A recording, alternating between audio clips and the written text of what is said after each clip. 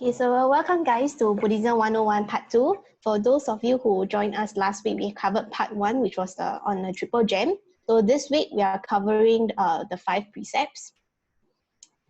Jess, are you ready? Yeah, I'm ready.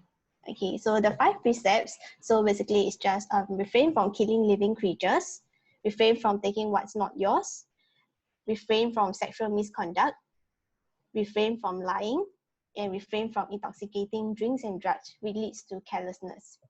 So all these precepts can be thought of as values belonging to a virtuous person. A person that abides by these precepts can be deemed as our role model. On the contrary, if a person violating these precepts, they are not as preferred to look up to. And these precepts are meant to reduce suffering to not only ourselves, but also the community. And while these 5 precepts are from a Buddhist background, such virtues also have been promoted by other communities. So for instance, Singapore's law that govern us also do reflect some of these 5 precepts, and many moral philosophers have also promoted following of such precepts. So following such precepts allows us to become better citizens in society and also for ourselves. In a way, if everyone follow these precepts, we can become better and society will become a much better one, a much safer one for us to live in with far less suffering.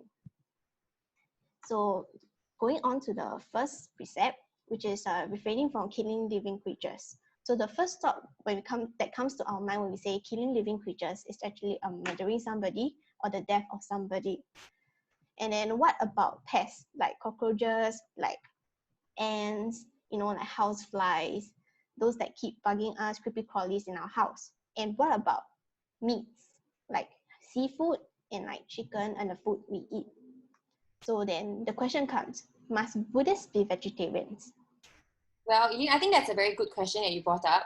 So I think to lay off the first idea of living creatures, we may also make reference to Buddhism's definition of sentient creatures. So living creatures in this sense can also be referred to as sentient creatures, which are basically beings that have the ability to feel pain.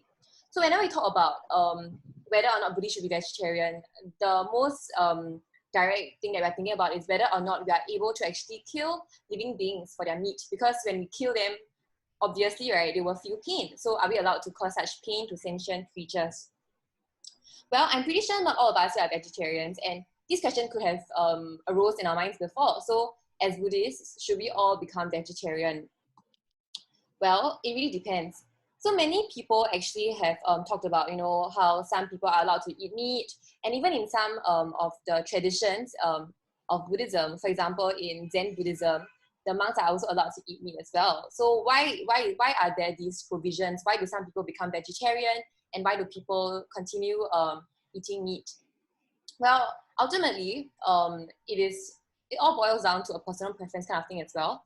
So whether people want to be vegetarian or not. However, in the Buddhist tradition, there have been this idea of the Sanjing rule, which is the threefold pure meat. So what the threefold pure meat basically means is that such meat, they are pure in 3 aspects. Meat that you haven't seen killed in front of you, meat that you haven't heard killed in front of you, and meat that is not killed especially for the person consuming it. So the idea of this threefold pure meat, it's not arbitrary. So it didn't get initiated because someone just thought of it from their brains and told everyone to follow it. However, this was a directive that was out there for the bhikkhus and bhikkhunis during Buddha's time. So as some of us may know, during Buddha's time, the monks and the nuns, they had to go for almsgiving and they had to eat whatever was given to them. However, Buddha did advise them that, okay, if these meats, are not threefold pure, then perhaps it's not advisable to eat it as well. Because if you have seen them killed, if they are killed specially for you, then in a sense, you will have a bigger stake in causing the suffering to these animals. So as such, many of Buddhists may actually follow the idea of only consuming threefold pure meat instead of being fully vegetarian. However, so before that, so why do people still continue eating meat? Well, that may be also because naturally humans are actually omnivores as well. Sometimes in order to have the nutrients that we require, meat is still a part of our diets. some people, they choose to continue eating meat. Some people choose to continue eating 3-4 pure meat, especially because that's advised and encouraged. But some people also choose to go a bit deeper. They become vegetarians ultimately because they believe that this will reduce suffering to sentient creatures. So ultimately, whether or not Buddhists must be vegetarian, as mentioned earlier, it's really up to a personal choice. But at the very bottom of it, there are conceptions such as a 3-4 pure meat, which can guide what we think we should eat. And also the idea that ultimately being vegetarian is also a personal choice. So whether or not you want to do it, it's up to you to think about it as well. Yeah. Okay, thank you, Jessa. And then how do we remove pests at home if, let's say, we cannot kill such beings? Well, I think this is a very good question. And like, I realize that like, I've been having this problem more and more recently because like, now that we're at home all the time, right, I realize that there are a lot of mosquitoes at home. So I don't know whether like or not I can kill them or not lah, because you know there are cockroaches and stuff. So maybe before we move on to the answer, perhaps could I invite Brother Cha Hong, what are your thoughts about killing like pests at home, for example? Is Brother Cha Hong here, or is his computer still being I fixed? just came back. Oh wow. Okay, I think, okay, usually what I do is I'll just catch them and just throw them outside my house. Okay. Are there any like insects that you feel like you cannot tolerate? Like if they come to your house, you must kill one. No lah. Now, so you just all catch and throw. Yeah lah. Okay. Not bad. Okay. Let's get another response. Perhaps Sister Zhi, what do you normally do when there are insects at home?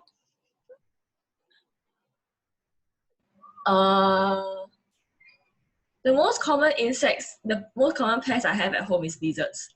Okay. And I don't do anything about it.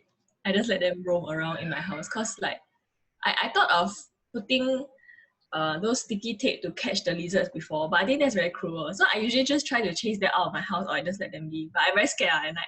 Like I scared they come into my room. Okay. So for other insects, you normally will just like leave them alone also. Yeah, I just leave them alone. Unless it's a cockroach, then I will kill it. Okay. Yeah. Yeah, thanks for the answers. I think it's very nice to hear from all of us.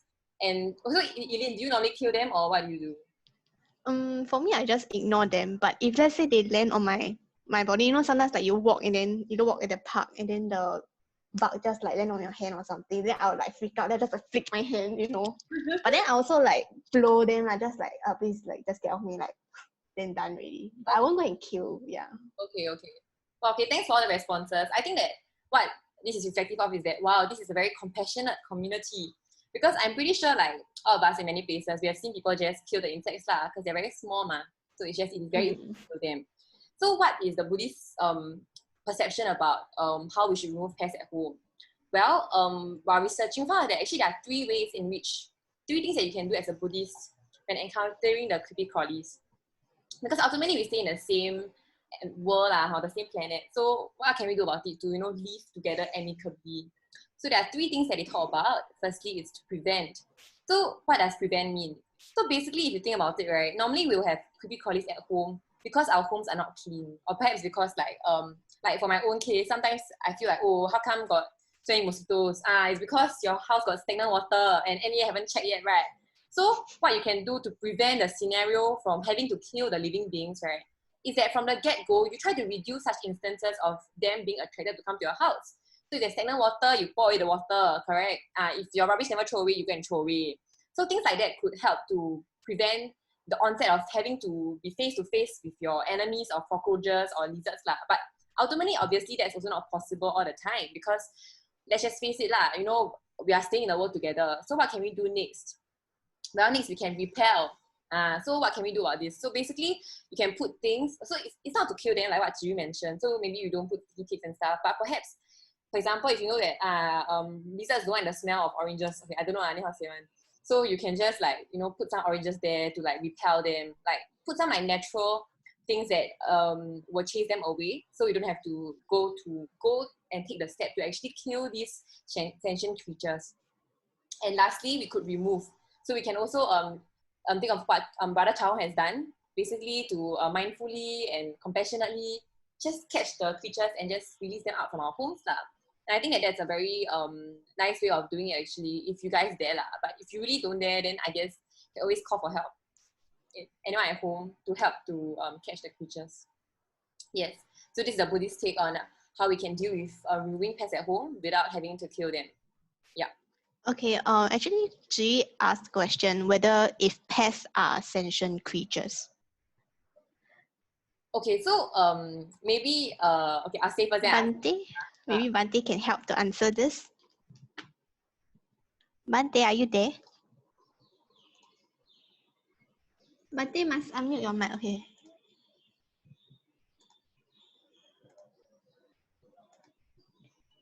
What's the question again? Can you repeat? Whether pests are considered sentient creatures.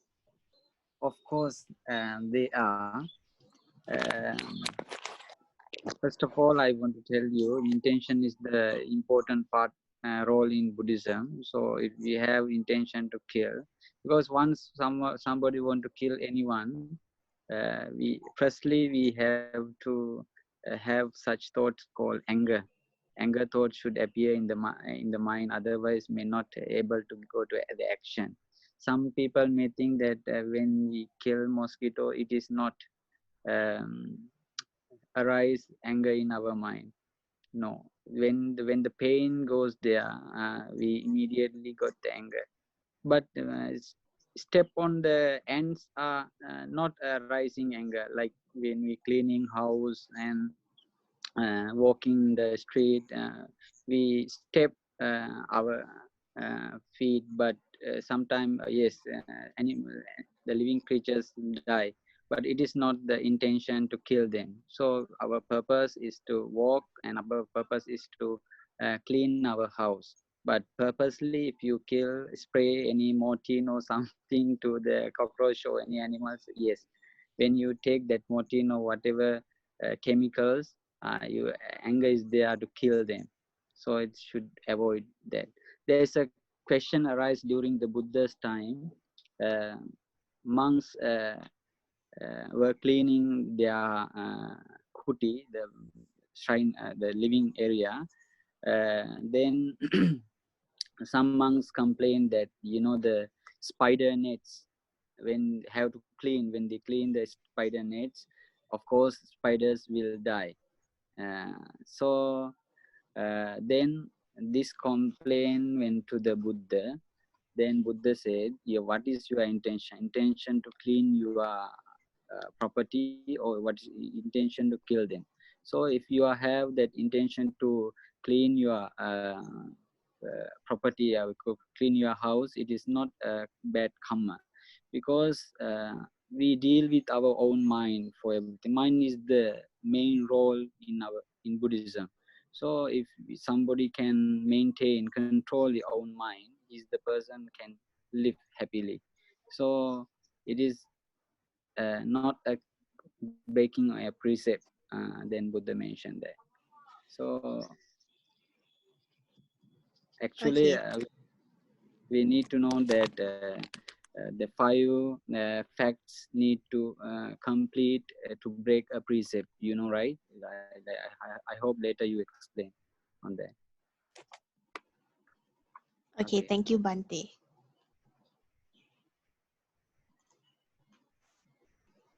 Then the next question is, what if our livelihoods require us to kill creatures? Well, I think with regards to this kind of questions, right? Like what Bante mentioned as well just now, intentions, they really do matter. And sometimes, like when we are looking out, like in the Buddhist context, what is the answer to this question?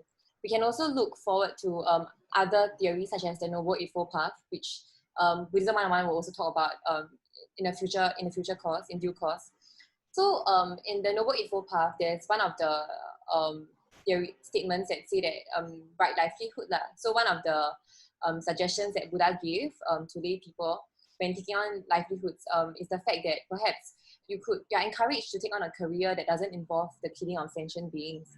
However, obviously there are different circumstances, and for us to eat meat, somebody has to be killing meat at some end of the equation lah. So ultimately, I think it's a lot of the consideration of your own intentions and the acknowledgement that sometimes if you choose to do certain things, you might have to deal with the consequences. So ultimately, it will be definitely encouraged to not take on such livelihoods wherever possible lah. Yeah, but if that is not possible, then the next step is also to like have equanimity lah towards potential like the effects that may arise due to your action of killing living creatures as part of your livelihood. Yeah, but obviously, once again, it's not that straightforward lah. I mean, the whole idea of cause and conditions and cause and effect, it's too complex for us to ever consider. So this is but a consideration for all of us to think about as well when it comes to like the livelihoods that we may choose to take on in the future. Yeah. Okay, thank you, Jessa. So any questions from the ground or any burning questions or curious questions that you'd like to ask? If no, I will proceed to the next I got point. a question. Oh, okay. Yes, Ziyu. What if like those larvas of like mosquitoes that are breeding in stagnant water, what if like I assume that they already are like already have a life, but what if it is my duty, as in like the right thing to do is to remove this stagnant water, and like, but in doing so I will kill them, right? But I will help to prevent the spread of dengue. I think it boils back down to Bante's conversation just now, that he mentioned that what is your intention. So your intention is to clean, is to clear. So then that doesn't consider as breaking the 5 precepts. So if let's say you have the intention that, oh, I'm emptying the water because I want to kill the thing, then maybe it's a bit tricky there. Actually, in the past, ancient time, people have been practicing different methods like precautionary things. When we clean houses, they spray a type of natural herbal things. Still, some people in Asian countries, especially China, that people are practicing such practices. Then they keep some herbals in the house. Then mosquito will away from because of that herbal trees. So these kind of practices, even the Buddha's time, during the Buddha's time, there's a tree, it's a plant called Madhurutalais. I don't know its English name, scientific, but that one really smell like the morphine.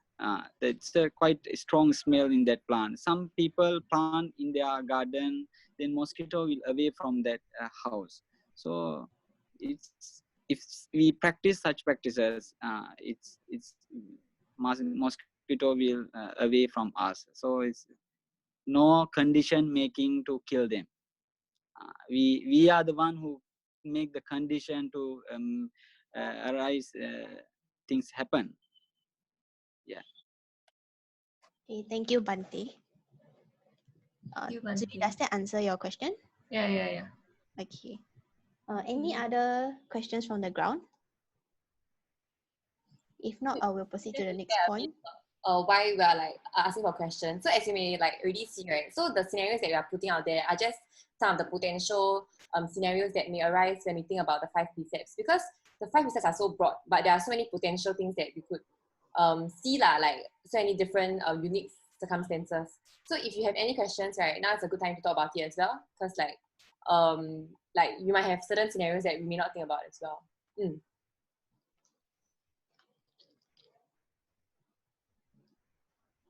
Yeah. Okay. So the next point is refrain from taking what is not yours. So what we normally know this as is no stealing. So you ask, steal what? Steal stuff or like, steal money. Then if people steal your money, they will ask, why you steal my money, right? And then how about stealing food? Is it also considered? So let's say this example. If you pick up money from the floor, is that all right? Yeah. So basically, I think like for the idea of like taking what's not yours, right, it's very straightforward. We all know that stealing is wrong and we have been taught since young lah. But obviously there are these kind of like circumstances, right, and scenarios. So I think one of the questions to ask once again is intentions, like what Bante has mentioned. And afterwards, right, like what you do with the money, it also makes a difference. So if you cannot return the money to the owner because of circumstances, like it's just like a $2 on the floor or like 50 cents coin at the coffee shop. So what should we do about it, right? I think wherever possible, wherever we can, and wherever practical, can hand it to a lost and found station. But obviously you cannot put 50 cents to the police lah, because they will probably be like, what are you doing? So you can donate that amount of money as well, like if you see lying around. Yeah. Because like what you do with it is important, and if you really cannot return it to the owner and it's impractical to do so, then obviously like the next best option will be to donate it as well. Yeah. Okay, is it alright if we take things belonging to our parents without asking? Maybe not just parents, but also like our friends. If let's say, I just take a stationery because I see they're not there, so I just take it and I say, I borrow just now, then now I return. Is it okay? I think with regards to like questions like this, I know it's like a broken recorder, actually repeating, but it still depends on what your intentions are. And like you also have to consider like what is the reason why you did not ask them to begin with, because chances are if you're not asking them before taking it, could it be because you know that they won't allow it for various reasons? Like if you already know that they might not allow it for reasons ABC, then perhaps it might not be that good an idea to do it in the first place lah, because we know that there will be objections perhaps coming from them for certain reasons. So if it's something that we have to do like sneakily and stuff, then perhaps it's not that good an idea. If you ever need anything, I think the best option as well will be to communicate to your family members about why you need them. And it's always better to ask first before taking. Yeah. Okay, any questions for this point?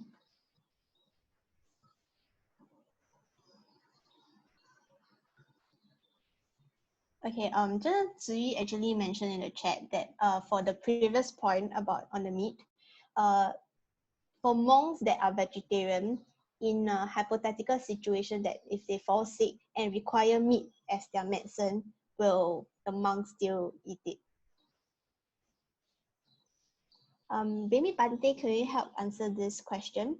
Like if let's say you are sick and then you have to consume meat to heal, would you still consume it? Actually, Buddha born into this world not to talk about food and all the other things. We talk about the main thing is Four Noble Truth and Eight More Noble Path. But people have been practicing this vegetarianism since many years before the Buddhism. Then during the Hinduism was popular, that time also people were practicing. So why we talk about this question problem? Because of moral relativism. Some religions say right, some religions say no. But this moral relativism change according to the place, according to the countries, according to the society, according to the religion. It can be changed, these moral practices, theories. Therefore, Buddhism have been adapted every situation, every social societies. Being a vegetarian, if you think that can practice in harmony, yes, it is should be practiced in a society. If like for example, if you think that it can be practiced in Tibetan, because they are biographically they may not able to grow vegetables, and they have to eat, they have to survive themselves first. Buddha say ekanamaking sabbe satta aharatetika. The first is nutriment, not the Four Noble Truth, not the Eightfold Noble Path. First thing is food for us, because of course the oxygen is the first, but oxygen automatically we have, but food we have to find out. That's why Buddha say food is the first, nutriment is the first. So people have to think of first their food. So we can't blame the people who having meat in such countries like Tibetan or Western countries, the whole countries. They, of course, they have to survive themselves. So it is not breaking precept. That's why I told you, to break a precept, there are 5 facts should be completed. First is, should be an animal. He should be an animal. And the second condition is, we should know he is an animal. The third condition is, we should have an intention to kill that animal. Fourth condition is, we should act to kill him. We physically we have to act, or mentally we have to act, verbally we have to act to kill that animal. And animal must be die. Mm. Then the 5 condition, when completed, we break the precepts. Okay. Otherwise may not. Okay. So 5 precepts based on this condition. Mm. So I don't think any issues will arise. But vegetarianism is good practice in this society. But we can't stop. But we can minimize it, killing animals. Because indirect we killing, indirect we killing. Direct we kill many animals, but indirect, of course, we each and every one of us indirect we kill animals. Even we eat the vegetables also, when there are many ways they spread chemicals to kill insects, to have a good plant, good vegetables. So it means we are helping them to kill a lot of insects in their farms. You don't think that it's a very pure vegetables. No, those who are travel in the public transport, any car or any vehicle, it's are not vegan vehicles. There are animal products in that every vehicles. So it's mean we are helping them to, once you buy anything, that it means that you are indirectly helping to kill. So if we think in that manner, this world won't exist, right? We have to live in one place, can't move, become Chinese practice. This idea exactly practiced in Jainism. Jainism is the one of the oldest religion.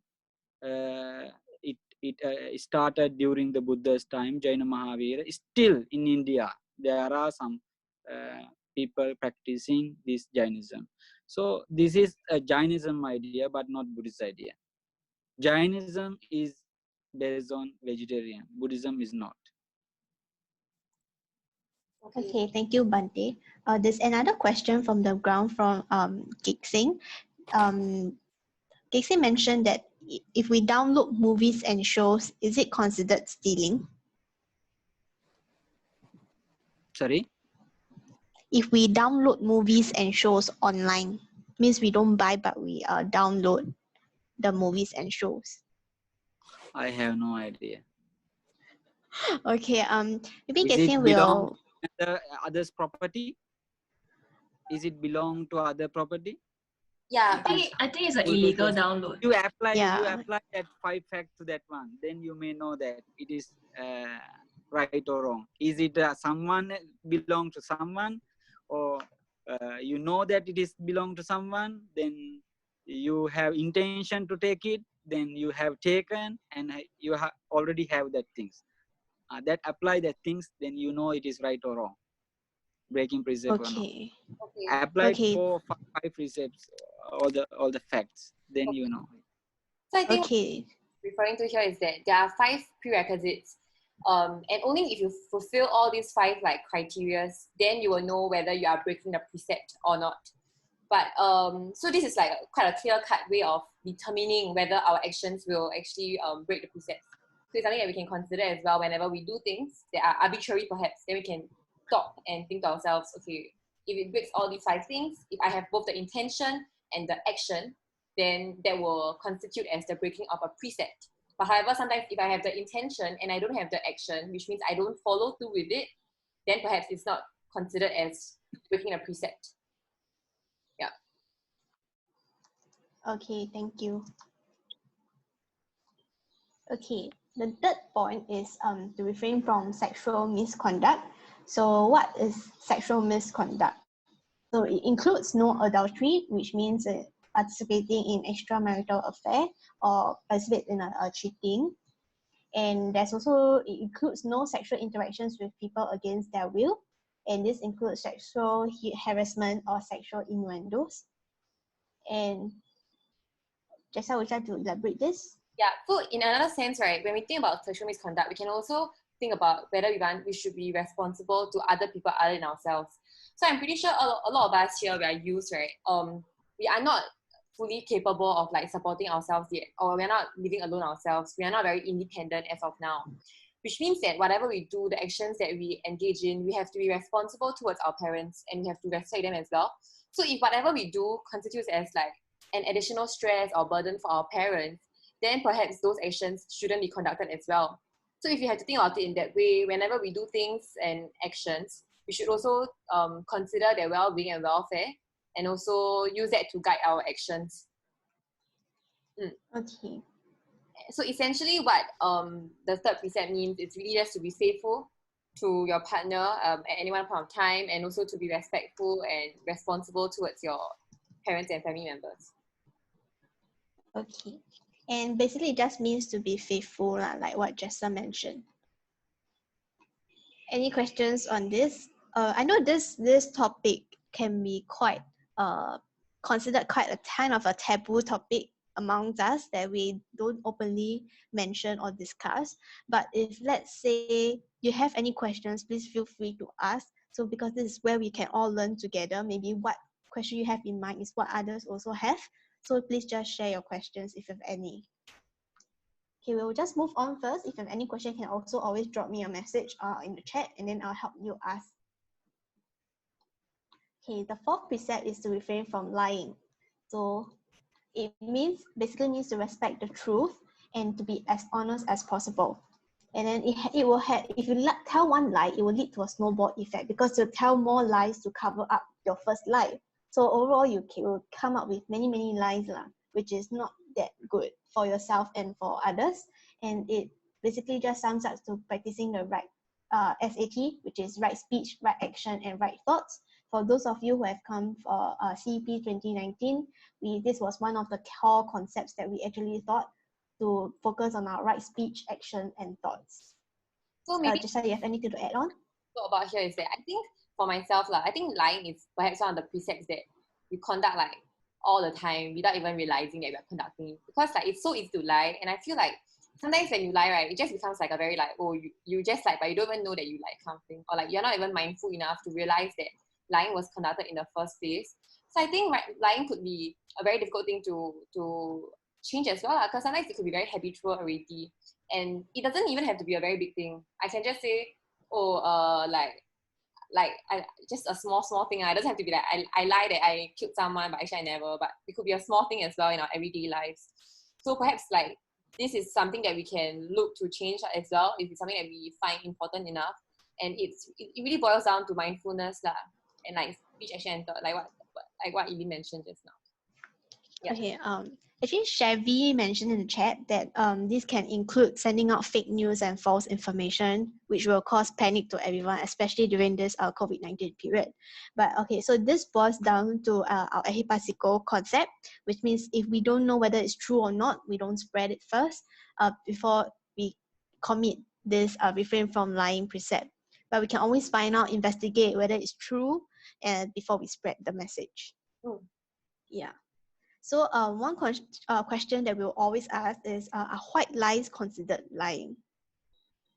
Yeah, so I think like this always comes about all the time, like always lie to like make other people feel better. So ultimately, back to the same concept, intentions matter. So ultimately, like you must also consider like why you're lying in the first place. And I think another thing to consider also be like what are the consequences of that lie that you're making. So for example, if you're just lying to make someone feel better, like perhaps like the consequences aren't as dire because what I'm trying to do is maybe to make someone not feel so upset, But however, because of the whole idea of how, like, there are like cause and effect and stuff, so definitely whatever you do, there may be some repercussions. But ultimately, I think it could be safe to say that it depends on the consequences lah. So for example, if you're lying when summoned to the police, then the person then you lied and someone landed in jail because of your lie, then obviously it's a more severe circumstance as compared to if you're lying and you're telling your girlfriend or boyfriend that he's not fat lah. So I think that's something that we can think about and consider also. But obviously, the better option is always to try not to lie, to refrain from lying lah. Because by refraining from lying, it means that you are respecting the truth. And let's just say that your boyfriend is really fat and stuff, and he wants an honest opinion. So maybe not lying to him and talking to him about it, communicating properly could really be useful as well. You don't have to lie about some things. Yeah. Yes. But that being said, nobody shall call me fat. Okay. Okay. Yeah. So now we will move on to the next slide. So, okay, G tells everyone if your girlfriend is fat, just say she's fat. Okay. So you all can take G's relationship advice at our own risk. Okay. Anybody have any questions? Okay, so I want to add on that for this point, right, it was quite difficult for me when I was trying to be mindful of whether I lie or not. So at the start, it was quite difficult because I was then I realized, oh my gosh, one day I already say so many lies, have you eaten? Oh, no. Or no, have you eaten? I say, yes, when I actually haven't eaten, And then how do you get your report book back? Then I don't know how to answer because you know you scored badly, but you don't want to tell them that you actually got your report book. So this kind of thing is actually, it starts small, so you can start small first, and then over time it becomes a very good habit for you to stop lying. So you be more conscious at the start, then you try to reduce a bit by bit. When you know that you've committed the lie, then you just be mindful that try not to do this in future. So over time, you actually it will sink into your mind, and then it will become a natural reflex to not lie. So now I can't even tell people no, because I can't lie today in my face. My face, I'll immediately smile, give a smoky smile, and everybody know that I'm lying already. Yeah, just a simple story to share. Yeah, anything to add on, Jessa? No, I think what you say is definitely very true lah. Because whenever I think lying is just it's a habitual thing, but I think it's very true. To cultivate habits, you really need to take time to commit to being disciplined initially, and after a while, it definitely gets better. So maybe that's something that we can keep in mind as well lah, to be mindful, ultimately SAT lah, of our speech, action, and thoughts. Yes. Okay, we'll now move on to our last concept, which is refrain from intoxicating drinks and drugs, which leads to carelessness. So this include because intoxication such as drinks and drugs like alcohol could lead to impaired judgment, and then it will cloud our judgment and prevent us from making very rational and partial decisions. So this can lead us to disregard other precepts. So when you prevent this, right, let's say you don't drink, you don't commit this precept, then technically have a higher chance of not committing the rest. But let's say if you commit this precept, then because of the circumstances, and it may cause you to commit the other four, then it doesn't do well for you. And then, but this in drinks and drugs does not include prescription medicine from your doctors or medicine sold over the counter, provided you do not abuse this medication. Does I have anything to add here? No. Bante, do you have anything to add for this topic?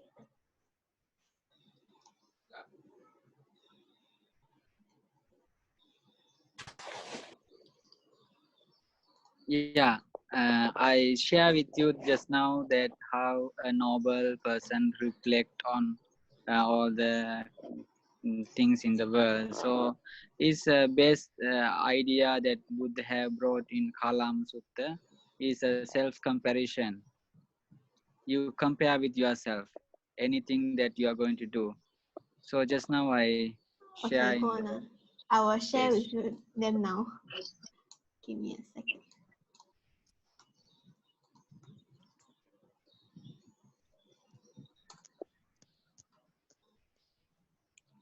this is the way as a noble or a Buddhist person how should reflect, how should think when he going to act verbally, physically, and even mentally. So the last one is the Buddha's advice to the his own son called Rahula. So Buddha has to reflect on his action like a mirror. You know, all know purpose of mirror reflection. So like that we have to reflect repeatedly, have to reflect what we are doing in the present moment, and also what you are going to do in the next moment. We have to think of that. So uh, if we know what is good and bad, what is wholesome and unwholesome, you may not do anything if you reflect in this manner. So if you think in this manner, it's become a habit. So you may not make conditions will happen in your life if you think in this way. So you see that whole world have upside down due to this problem. So due to our behavior, due to our lifestyle, it can be happen such problem. Even the Yes. world war. Sorry, can maybe Sean mute your mic or something? 我在做那个 Zoom 啊， Sorry. 我刚才在做，因为我在看我。 Okay, give me a second while I let Bante speak. Bante. Okay, Bante, may continue. Yeah, even the world war also happen due to our behaviors. Therefore, everything will happen due to our making conditions. We are the one who make the condition. We should not blame others. We ourselves do all the things. So nature is the Dharma. Dharma is the nature. So therefore, if you reflect on that manner, we all are in safe hand. So that's why Buddha suggested to practice these five precepts. This five precepts discovered by Hindu people in ancient time. So people were observing these five precepts during the Buddha's time. Buddha praised them. Buddha say, yes, this is right. This is good for the our welfare of our society. So you should continue. Then how Buddha not against that other religious practice, even that we can see on this issue. So even Buddha praise and appreciate what people are doing in good things, and also Buddha encourage to do. So five precepts also help us to have better life, happy life. Without any conflict, we can live happily in this society. So it is not a religious practice at all. Oh, sorry. Who I'm So, actually, who is the Donald Trump? Donald Trump, please reveal yourself. You have been summoned. Maybe he's shouting. No, I don't think it's Donald Trump. Okay, but I think there's one question from the ground. From Sihao that mentions, does taking anything that lead to addiction and is unnecessary considered as breaking the five precepts? Sorry? Hey, maybe Sihao, do you have any examples that you can type in for us to see?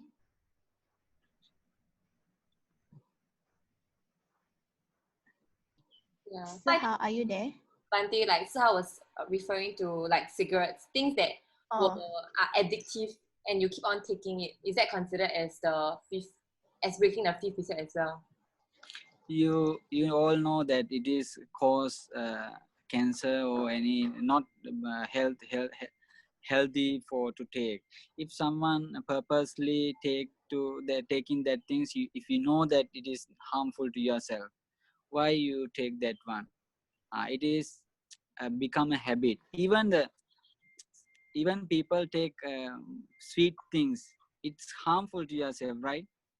It's feel sleepy and have so many diabetes. it's also kind of intoxication, no? So I think Bante's response is quite straightforward lah. So like if these things cause us, sorry. Continue. Yeah, so I think addictive substances, wherever possible, we can also try to refrain from consuming them lah, because I mean, addiction is definitely something that will take control over us and lead us to lose agency over ourselves sometimes. Yeah. Okay. So some questions would be like, what if my work requires me to conduct social drinking? Then what should I do? Yeah. Or let's say like a celebration like CNY and parties. Yeah. So I guess like personally, if you're not comfortable with drinking and stuff, right? It's very important to also just say to the person that, okay, you're not comfortable with drinking, can you not drink? So I think all in all, the practicing of 5 precepts, it requires a lot of conviction from your own side, and I guess sometimes courage, because you might be placed in circumstances where you might not be comfortable with doing the things that people ask you to do. So whenever possible, try to also explain your stance lah, and your preference to not drink, and people should also be respectful of your decisions.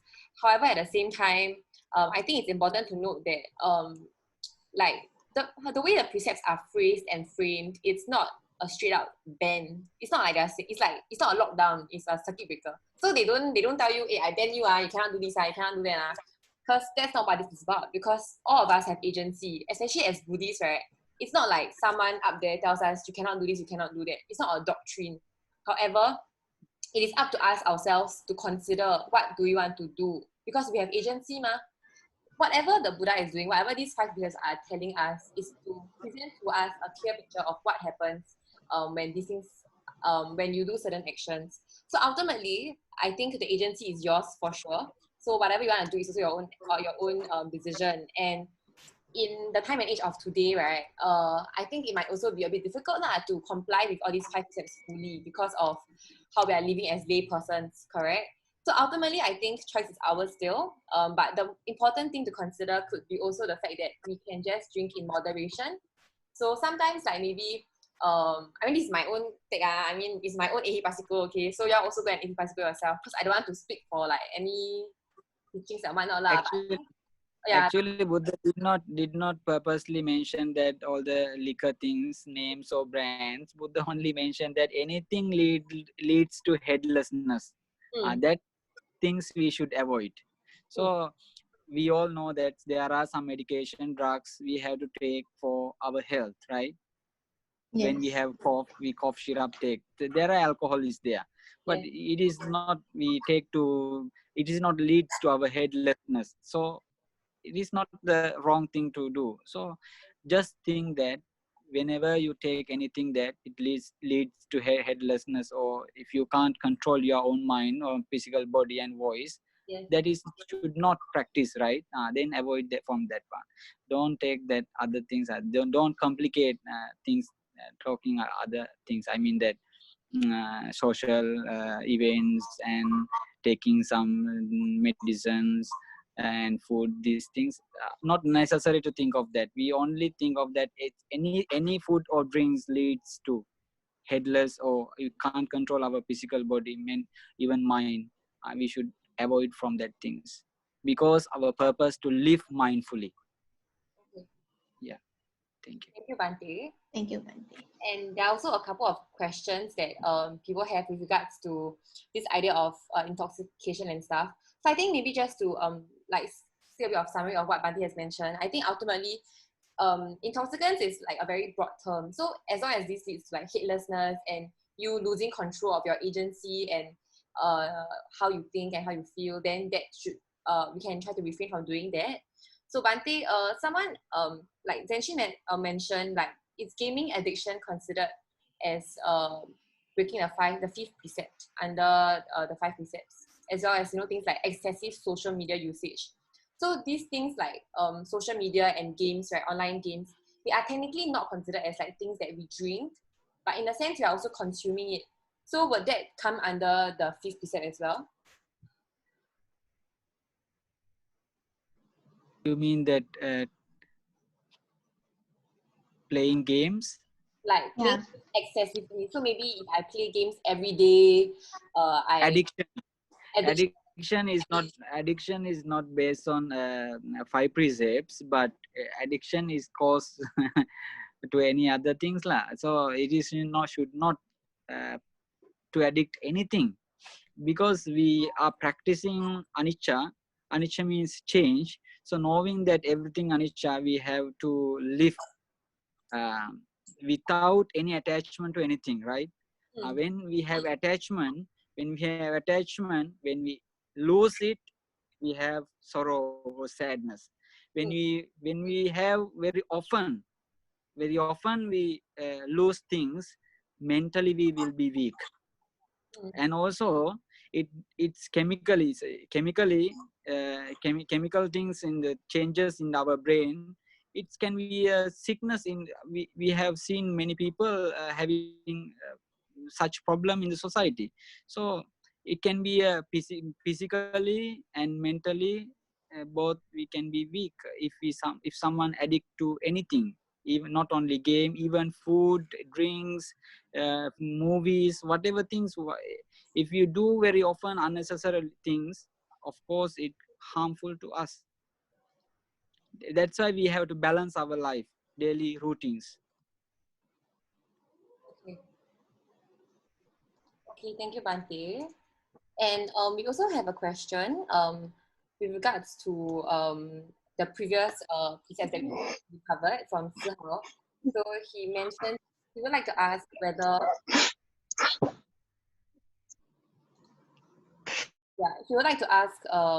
whether in the Mahayana Buddhism for Pure Land beliefs, is it just the action that speaks whether the third precept is broken? So I think what he's trying to ask is, for example, if I have an intention of doing it but I never do it in the end, is that considered as breaking the third precept specifically? So he's asking, for example, if let's just say if Ben wants to conduct adultery, like Ben wants to cheat on his wife, but in the end Ben doesn't cheat on the wife. So is that considered as breaking the third precept?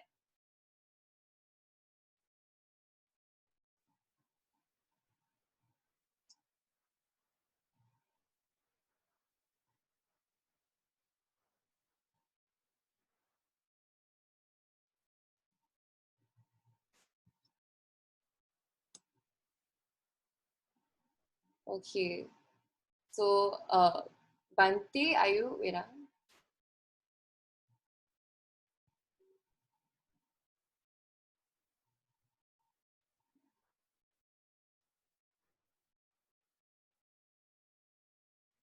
Okay, Bante has rejoined.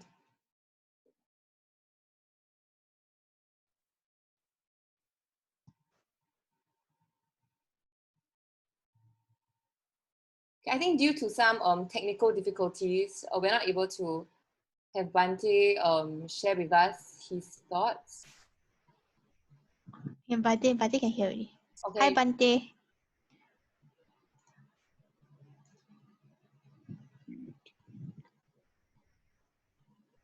Okay, so maybe before Bante responds, I will bring up Jiri's response. So Jiri thinks that because the Ben managed to control himself from his negative intention, he's not breaking the precept. And Gates thinks that they agree with Jiri. Yeah. So Bante, maybe we repeat the question for you. So means like, does according to the Mahayana Buddhism for Pure Land beliefs, then does having the thought itself means committing the precept when we actually didn't even commit the action?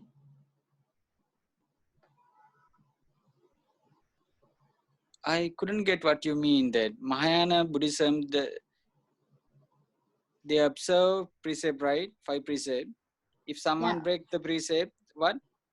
So I think the question is, if I want to break the precept, it's in my brain, but I never do it in the end, is it considered as breaking the precept? So I never heard that one before. So for example, if I have the intentions right now to break the precept, but I don't do it in the end, Bante, would that be considered as breaking? No, it is not. That's why I have told you that need to be complete that 5 pacts. Okay, so for the 5 things, right, I think it can be like a checklist of some sorts, like the criteria and stuff. So we'll share with everyone after this. So hopefully that will also be useful for us to look at it. But I think Jia-Min also mentions that ultimately the 5 precepts and the guidelines, it is not an exhaustive checklist. So we should also have the wisdom and the good personal judgment to consider our actions always. So I think living in Singapore and being of our age now, we have a moral compass in us, and we also have friends that we can look to for advice. So whenever you have questions and stuff, I think always use your personal wisdom as well. And not, I mean, the 5% and theories are always out there, but we can also think to ourselves like what actions we should do which are wholesome and good. Yeah. Any further questions? So in summary, the 5 precepts are basically just guidelines, and we, like what Jessa mentioned, we have agency over whether we should follow it or not. And then more importantly, intentions matter. And then we will talk about right intentions in the Noble Eightfold Path, Buddhism part 3 or 4 in time to come. And what Bhante also mentioned that the 5 precepts to break the 5 precepts have to be based on the five steps. And in ambiguous situations, we can always use our common sense and our wisdom to guide our actions. If you are still unclear and if you feel that there is a need, we can always talk to our spiritual friends about it. There isn't a one-size-fits-all solution, and because all scenarios are unique, so please feel free to reach out if you really feel like you need to ask for help. And then more importantly, we have to be mindful of our actions and know what drives our action. Is it greed, hatred, or whatsoever? Jessa or Bhante, do you have anything to add?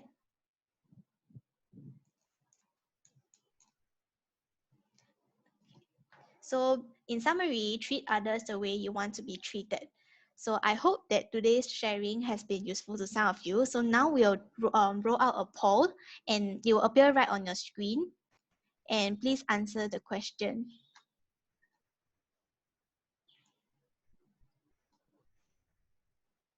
So can everyone access the poll? If you're not able to access the poll, you can let us know. But it should appear as a small tab if you're using a computer at the bottom of your Zoom Zoom page. And then afterwards, if you're using the phone, it should appear on the top of your phone. And then you say poll or something. They can press on it. Yeah. So I think it's been a good discussion thus far, and I think in the comments section, people have been talking about it as well. We'll be sharing with you guys the 5 like prerequisites that Bhante mentioned earlier on, but it's good to hear so many people share our own views as well, and I think it's also a good opportunity for all of us to ehipasiko. We'll share the results of the poll once everyone has answered. So please try your best to answer the questions.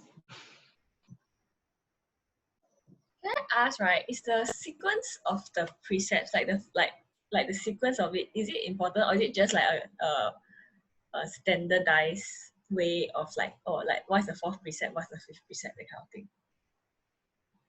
Sequence-wise, I'm not sure, but I think like in terms of importance of the precepts, the 5th precept is the one that they say is the most important, which is the intoxicants one, because there's an assumption that, let's just say you ingest intoxicants that leads to heedlessness. This will increase your propensity to actually break the other precepts, because you might not be able to have a very clear judgment anymore. But Bhante, do you have any insights to share on this? So like, is the sequence of the precepts important, or was it just there for us to, list down? They all are interconnected, right? When you do anything, you have to tell lies. Even the killing also, sometimes people keep lying, and also if you sexual misconduct also have to keep telling lies. And also, of course, that fifth one, intoxication, is the main can be a main cause to many problems. So we have to avoid from that unnecessary things like. Okay, thank you, Bhante. Okay, maybe can a few of us just answer the questions before I close the poll? So currently about 23 of 30 of us have voted. So thanks for voting. Interesting to see your responses. Yeah. Maybe we end the poll now.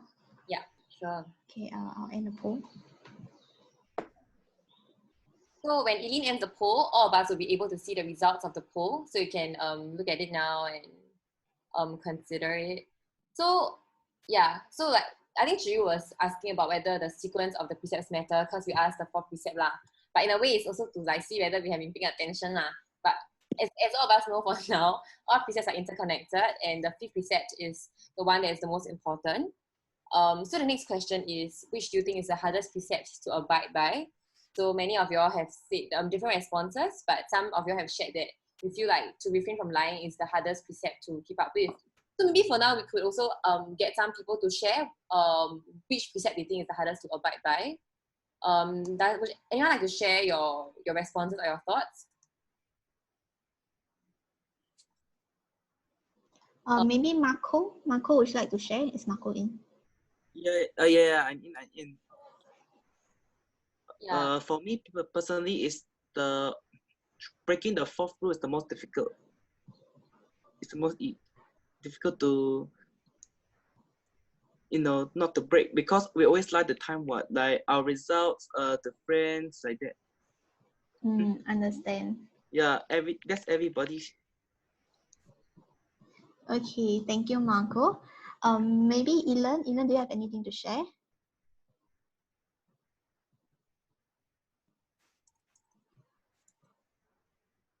I'll mute you. Oh.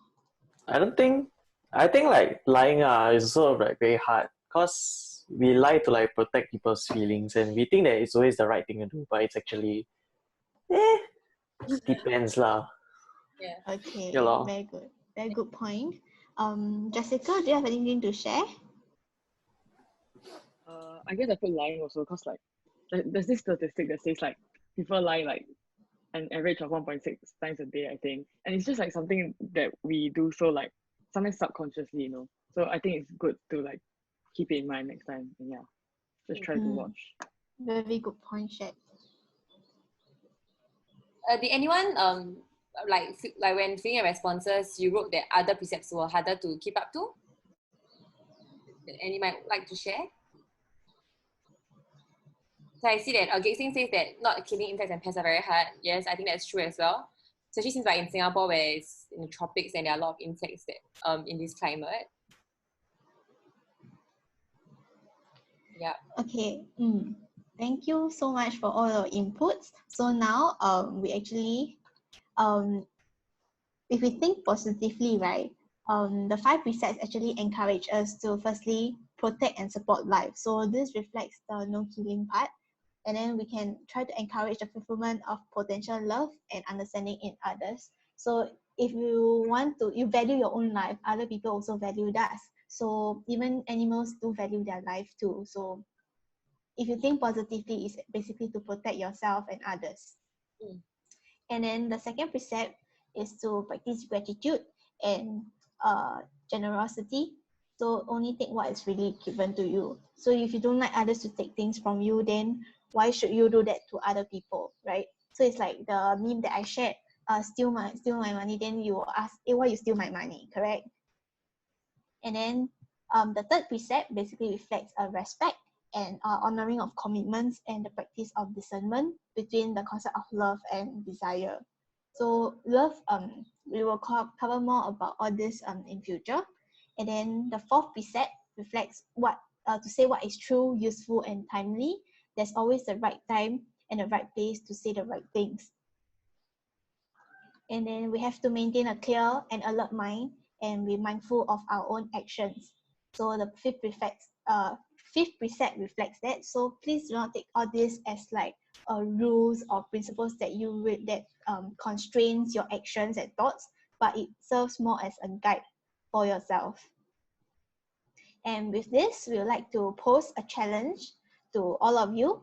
So for just 7 days, 1 week, we try to commit to these 5 precepts. So every day we'll invite you to share about how they can mindfully keep to these 5 precepts or any challenges that you face in the keeping the 5 precepts. So in one of the poll questions, many of you shared that you actually try to adhere to this.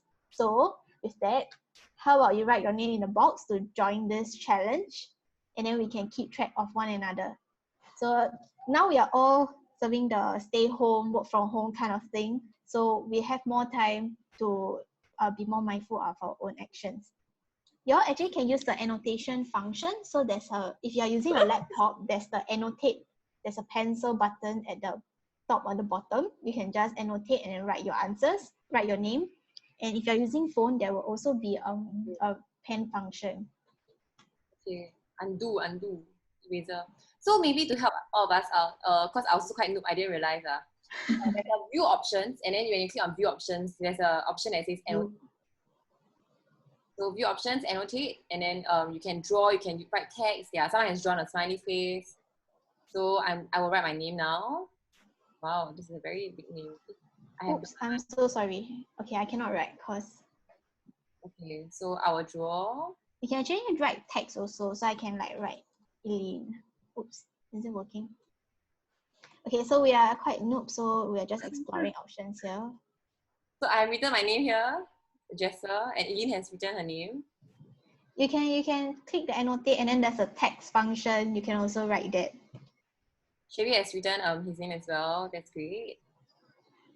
I'll try to write your names because I can also actually show who annotated, even if you don't want to let me know. Okay, nice. Jessica has written her name down. Elen as well. I think also got the option. You have to click the 3 dot.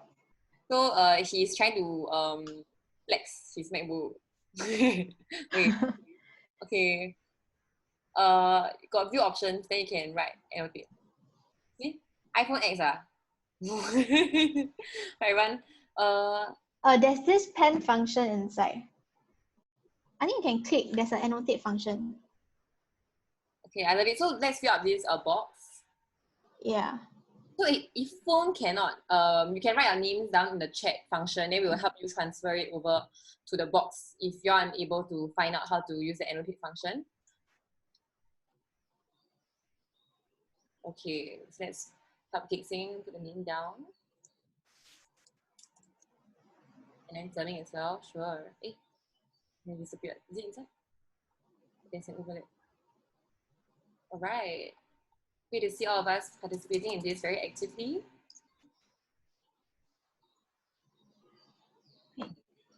This is very technology. Yeah, I'm trying to figure out how do I print the screen of all this. So Amy says that she's doing Zerming because Zerming is at work. Okay. Elon, can I shout out to you to get your camera ready to help me take a photo of this? And then Kimberly as well. Oh, get my camera ready. Okay. Yeah. Hey, then I said to who? Send to us in the group. Which group? Oops.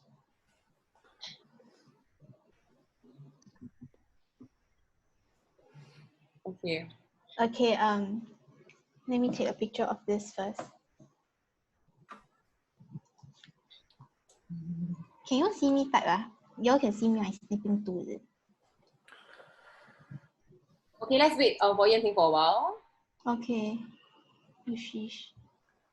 So it's great to like see all of us like really trying to commit to the to this mindfulness challenge as well. I think it might we can just help each other out. I think that's the whole point of having a spiritual community together, to really like ensure that we can all progress together on this path of leading more wholesome lives as well.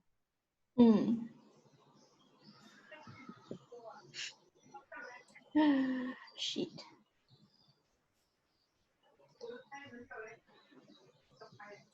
Okay. Jessa, can you help me take a picture first? Because Sure. I'm sure. Yeah. Okay.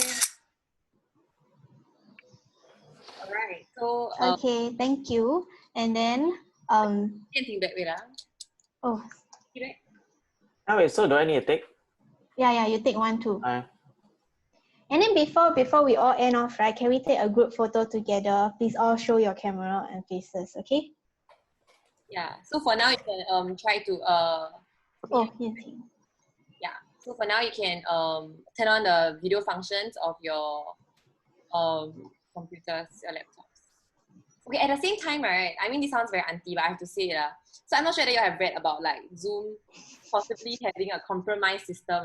I mean, this sounds very boomerish, but just for everyone's safety, I think it's safer, right? If you're not using your webcam, right, you put a piece of paper over your camera just in case like your systems can be compromised. Okay?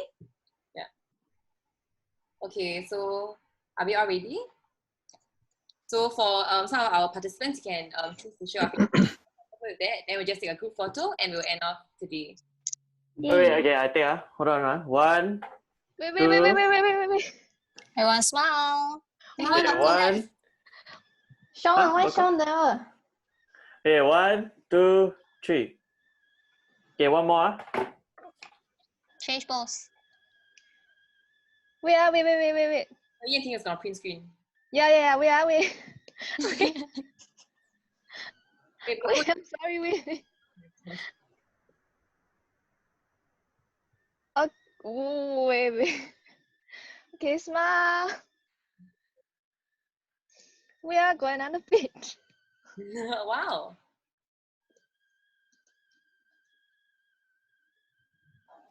Smile. You go. Okay, done. Okay, thank you.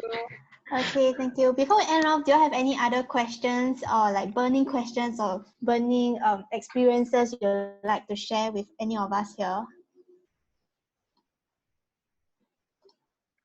Sure, I think that sounds like they understood and enjoyed the whole sharing. So Bernice got question. Bernice, shoot away. What's your question? Because I was telling Yeko, you know about the no stealing one, right? Then I was telling him, oh, what if I steal someone's heart? Yeah, it's not a question. Yeko is just doing it. Yes, that's right. Okay. So I hope you guys learn something, at least have some takeaways from this sharing. And then in time to come, maybe 1 or 2 weeks later, oops, let me remove the annotation first. We'll